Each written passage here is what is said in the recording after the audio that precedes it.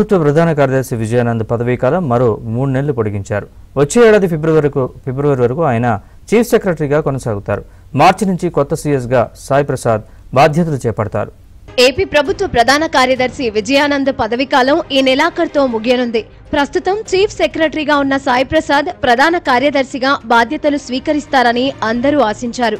అయితే సీఎం చంద్రబాబు ఇద్దరిని పిలిపించి మాట్లాడారు. విజయానంద్ పదవీకాలం మరో 3 నెలల పాటు పొడిగించాలని ప్రభుత్వం నిర్ణయించింది. దీంతో ఆయన వచ్చే ఏడాది ఫిబ్రవరి వరకు చీఫ్ సెక్రటరీగా కొనసాగనున్నారు. 2026 మార్చి 1వ తేదీన సాయి ప్రసాద్ చీఫ్ సెక్రటరీ బాధ్యతలు స్వీకరించనున్నారు. సాయి ప్రసాద్ పదవీకాలం 2026 మే నెలతో ముగియనుంది. ఆ తర్వాత కూడా చీఫ్ సెక్రటరీగా సాయి ప్రసాద్ ను కొనసాగించాలని ఏపీ ప్రభుత్వం నిర్ణయించింది. విజయానంద్ కొనసాగింపు సాయి ప్రసాద్ కు అవకాశం ద్వారా ఇరువురికి సమన్యాయం చేసినట్లు అధికారులు భావించారు. తొలి బీసీ ప్రధాన కార్యదర్శిగా ఈ ఏడాది జనవరిలో సీఎం చంద్రబాబు అవకాశం కల్పించారు.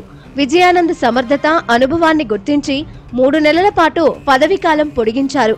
ఇదే సమయంలో సాయి ప్రసాద్ కు నష్టం జరగకుండా ముఖ్యమంత్రి ఆలోచన చేశారు.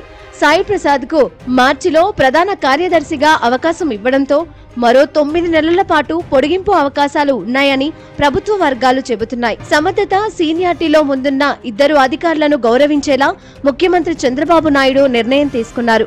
ఈ మేరకు ఇరువురు అధికారులకు సంబంధించిన నియామక ఉత్తర్వులు కూడా ఒకే జీవోలో ఇవ్వాలని కూడా ప్రభుత్వం భావిస్తుంది.